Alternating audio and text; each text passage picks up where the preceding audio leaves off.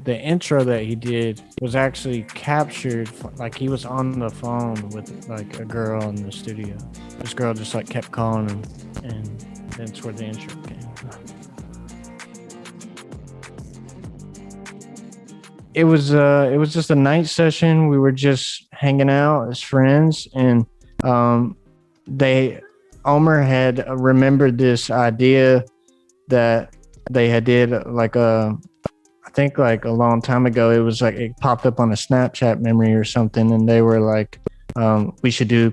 It was Coco, and it was a video of like Omer playing chords on the guitar, which I think it was the same chords. And Golden was like kind of freestyling and saying like Dragon Ball Z on the belt and like Coco Chanel.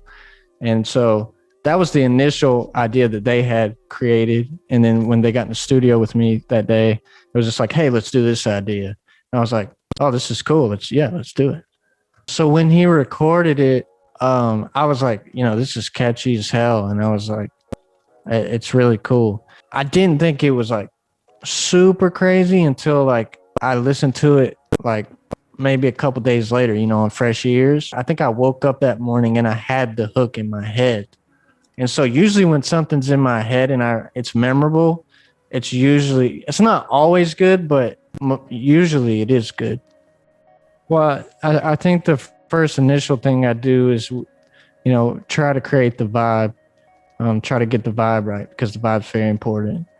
And then I say, once you get the vibe down, which is mostly like instruments and like, the feeling, then you add some drums. So I typically start in Fruity Loops. I use FL Studio 20 right now. And so lay down the instruments. I actually think on this one, we laid down the instruments in Pro Tools just to get a cleaner sound. And then I brought the instruments into Fruity Loops and then built the beat around it. Like the initial skeleton, I was like, it should definitely be up tempo. I'm more on the drum side of things, and I like finding like grooves and stuff. And for that record, I wanted to keep it simple, and I wanted to be fun. So, and then once I do the initial skeleton, then it goes into Pro Tools. The stems go into Pro Tools. The record, that's where the full record is made. So this is the initial skeleton. This was like the first thing Omer did. And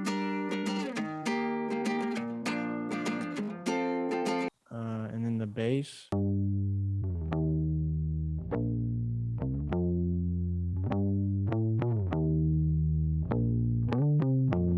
Crazy bass on these chords here.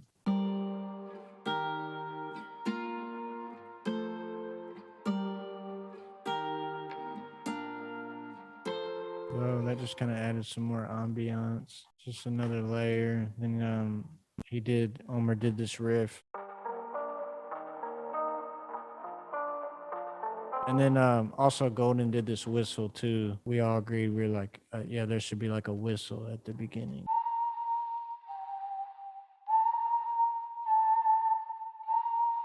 As you can hear, Golden's a great whistler.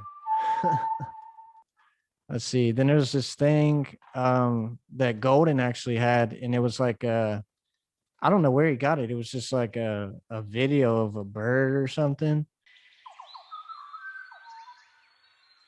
This is your initial vibe here, just instrument wise. It's all Omer and Golden on the whistle, crazy whistle. And then so I did the hats.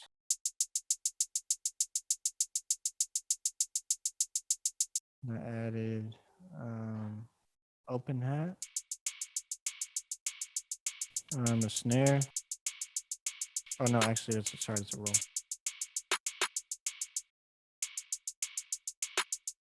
Add a little cowbell, because why not? More cowbell, right?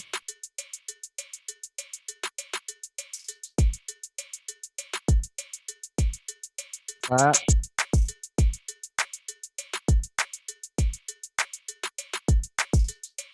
And this is actually Splice 808 from Bighead pack.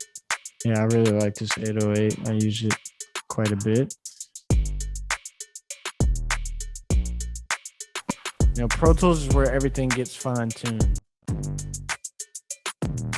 Open hat. As you can hear, things, in here sound like they're louder, they're hitting harder.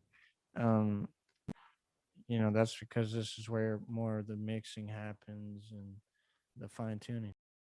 And then my tag. This is my tag. 94 don't need no brakes, yeah. I mean, that pretty much like wraps it up. I'd say. I think Homer and Golden are absolute mastermind together, and I'm glad they let me be a part of this. So shout out to them.